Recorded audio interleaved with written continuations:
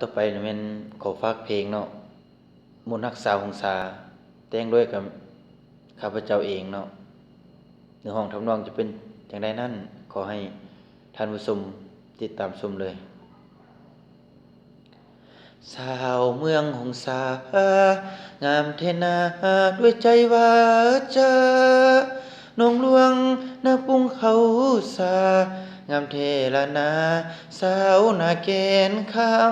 ำสาวบ้านนาสานอย่าใจน้อยไอ้ขอเมื่อน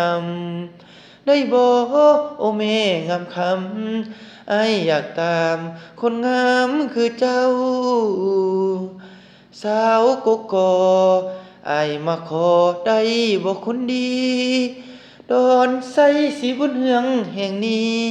สาวงามดีนับว่าเป็นหนึ่งสาวบ้านโพนสูงโพนใสก็งามสาบซึ้งทุกคืนอายต้องคาหนึ่งคิดถึงน้องนางสาวสีมงกุลขอฝากเสียงเพลงห้องบรรเลงส่งหาขวัญใจปีหน้าจะมายามใหม่อย่าน้อยใจ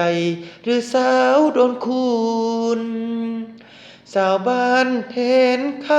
ำคนงามไอฮักเนื้ออุ่นไอนี้ยานบ่มีบุญบ่สมเนื้ออุ่นดอกนาสาวเวียงแก้วได้เห็นแล้วจนหลงฝันใฝ่งามแท้สามวัย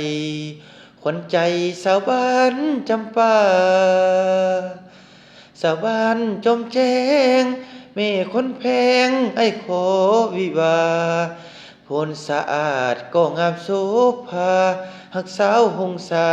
เมืองนี้สุดใจ